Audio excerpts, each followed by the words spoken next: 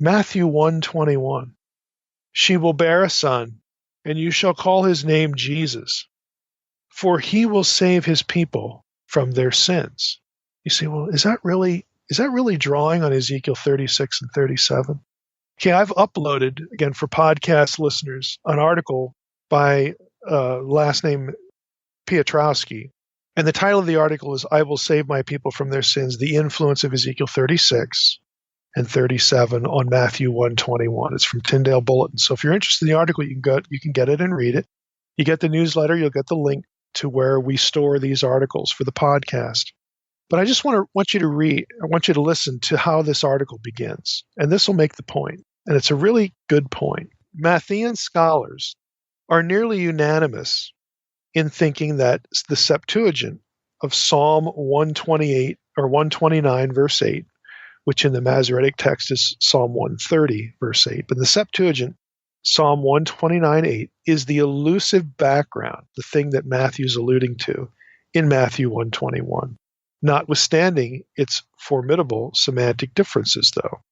However, Ezekiel 36:28 and 29 and Ezekiel 37:23 provide a more convincing and more fruitful conceptual background to Matthew 1:21.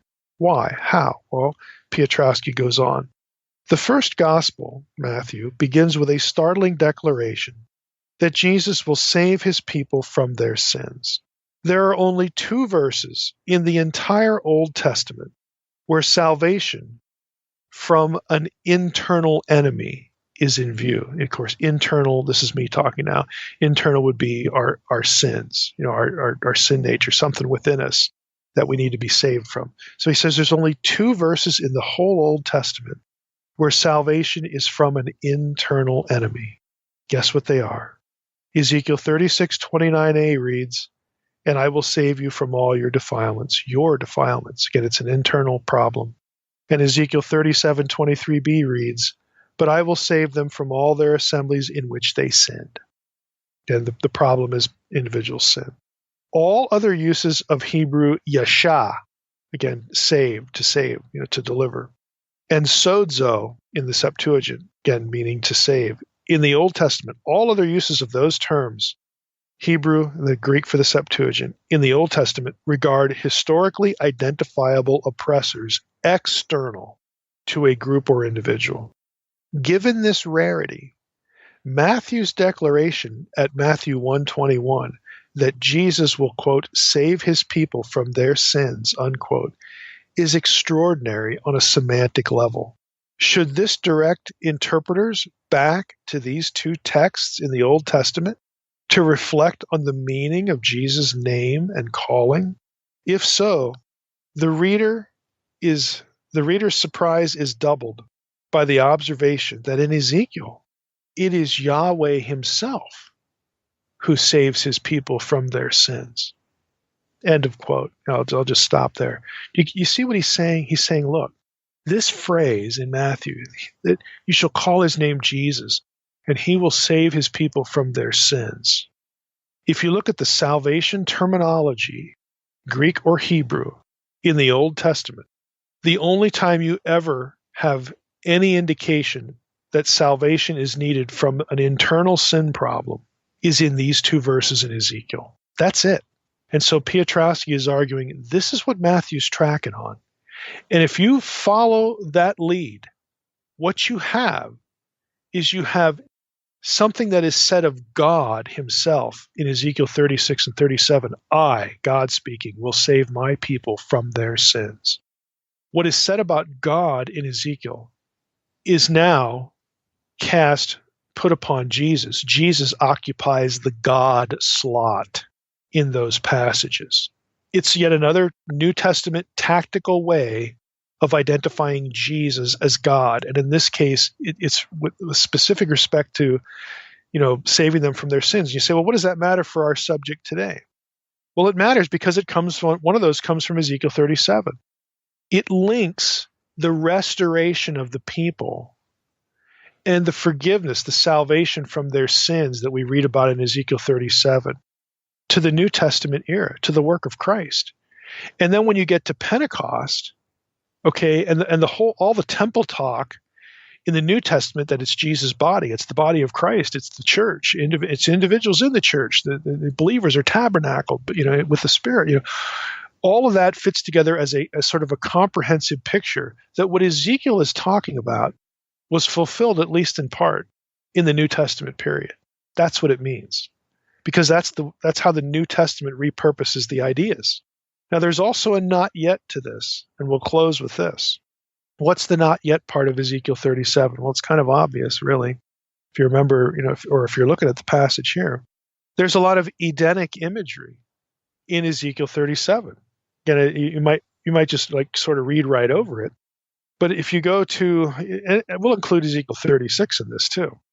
Ezekiel 36, 9 through 11. Let's just go back there. We'll go into chapter 37. Because Ezekiel 36 is the same prophecy of restoration. It's the same set of ideas. God says, "For behold, I am for you, and I will turn to you, and you shall be tilled and sown." Interesting language, tilled.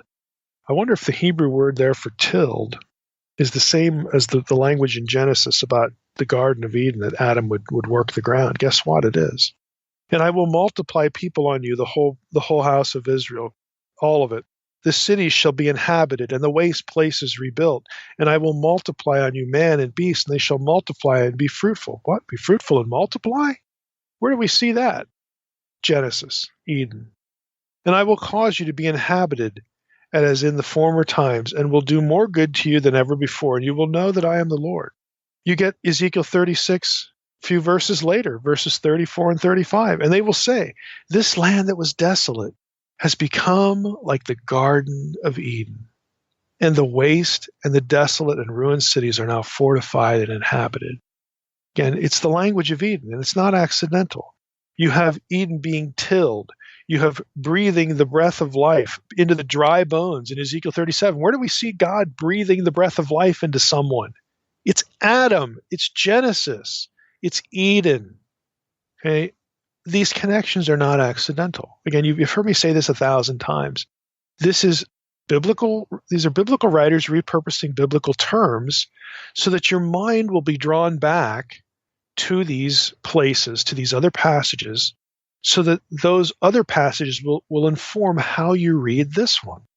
So what we have here is a very clear vision when the people of God, okay, because we know that includes Gentiles, because the New Testament talk, about all Israel being saved again. Those who were not my people will be my people. Who wasn't the people? That was the Gentile. Now they're my people. All this stuff we've covered in the podcast before when it comes to eschatology. You have all of these ideas. When the people of God, are fully brought back into the fold, including the fullness of the Gentiles, again, which was a concept linked to what Israel did in terms of the rejection, their setting aside. Well, when the fullness of Gentiles happens, Israel will be brought back into the fold, and all this stuff. This begins in the first century. This begins in the book of Acts. It's already fulfilled and happening, but the full fruition of it, the full consummation of it is not yet.